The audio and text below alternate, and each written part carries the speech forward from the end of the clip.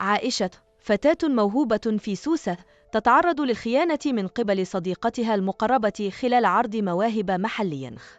امتلأت الساحة الرئيسية للبلدة بالحضور في عرض المواهب السنوي. اكتظت العائلات والأصدقاء بالمسرح المؤقت. شعرت عائشة وهي تتشبث بنسخ موسيقاها المهترئة بلمسة يد ليلى ليدها ضغطة مطمئنة. هل أنت مستعدة؟ همست ليلى. أومأت عائشة برأسها والحماس يتدفق بداخلها. سلطت الأضواء على عائشة. بدأت في الغناء وكان صوتها واضحاً وقوياً ولكن فجأة عم الصمت. اختفت أوراقها الموسيقية.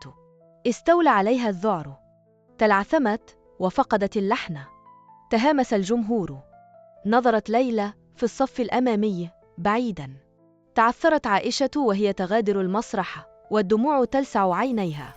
ليلى، لماذا؟ صرخت لاحقاً وصوتها مختنق بالنحيب. نظرت ليلى إلى الأسفل. أنا كنت أحاول المساعدة، تمتمت. عمر هو هدد بتدمير سمعتك إذا فزت. قال إنه سينشر الأكاذيب عن عائلتك.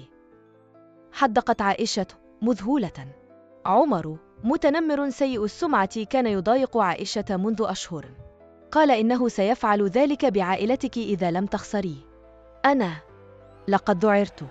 لم أعرف ماذا أفعل، اعترفت ليلى ودموعها تتساقط أيضاً. خف غضب عائشة ليتحول إلى تفهم. لقد شعرت بالخيانة ولكن الحقيقة كانت أكثر تعقيداً.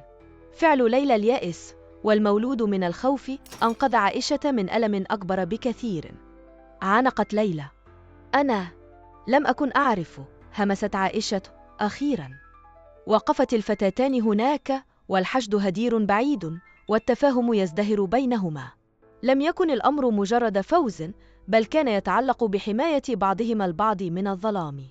لقد تعلمتا درساً قيماً، أن الصداقة الحقيقية تعني مواجهة التحديات معاً، حتى عندما تأتي هذه التحديات متنكرة في هيئة خيانة.